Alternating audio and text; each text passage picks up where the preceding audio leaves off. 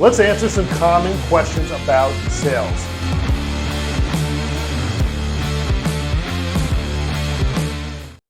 Can anyone become a salesperson?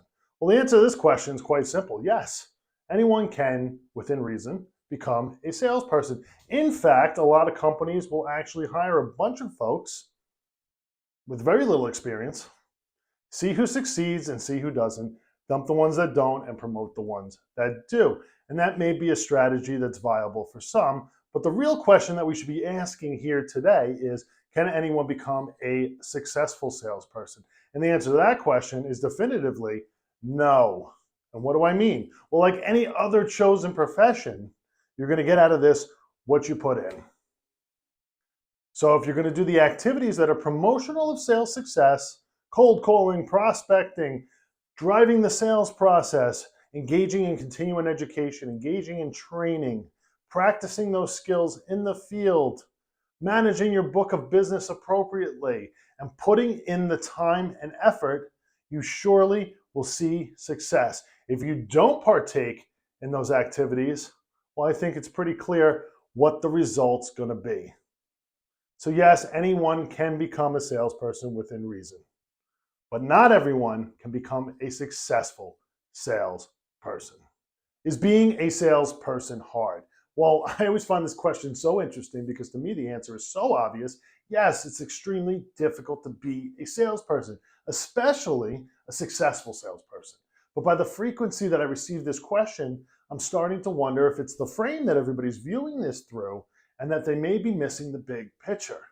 A lot of people think that salespeople have this unlimited income potential, right? And a pretty free schedule, meaning they don't have to adhere to a typical 9 to 5, Monday through Friday requirement, and that they don't have to show up at a singular location like a lot of the roles in the business community do.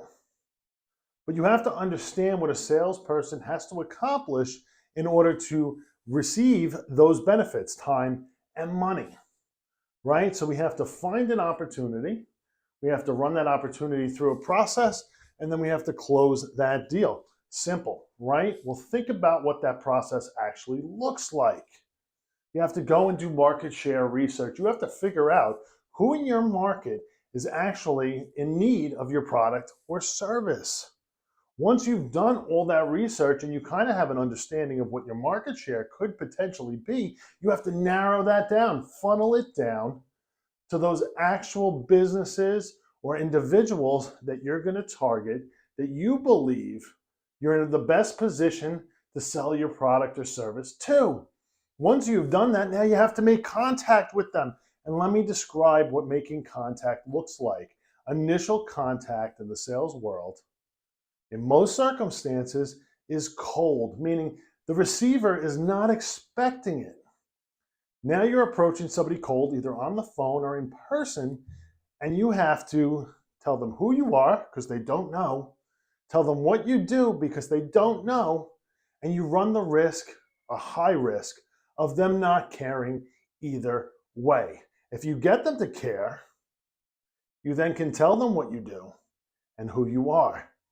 If you get that far, you now get to put them into the sales process. Once they're in the sales process, this could be a short sales cycle or a long sales cycle. Short sales cycles are usually associated with smaller contract values, which means you have to produce a lot more of them to receive that income potential. And longer sales cycles take so much time and effort that you can find only fewer of them to put into the opportunity pipeline, which means you run the risk of running dry. Either way, you have to try to put them through that process, long or short, and receive a decision. And there's oftentimes a no at the end of that journey. And you're sifting through those no's to get to the yeses, because those are the ones that produce that income potential, right?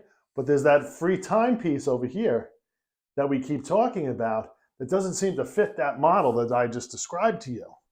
Because the reality is that free time only comes with the building of a book of business. If you can get enough yeses that you build a book of business with clients where you get recurring business and clients where you can reach out to them for referrals, Only then does this process become easier and free up some of your time. Initially, there's a huge output with a lot of risk to see those rewards. So the answer to the question is yes, it is hard to be a salesperson. What does it mean to be a salesperson? Well, this is a great question because there's so many definitions of who a salesperson is and what a salesperson does. And none of them are necessarily inaccurate. There are people that don't even want to be associated with the word sales. They don't want it in their title and they don't want it in their job description because they believe that others hear sales and have a negative reaction. I, on the other hand, am proud to be a sales person, a sales professional, a sales leader, and I like having sales in my title and in my job description. Let me explain. When you boil down what business is to its core, it's the act of selling and buying. Those are the only two things that are happening. It's the act of transaction.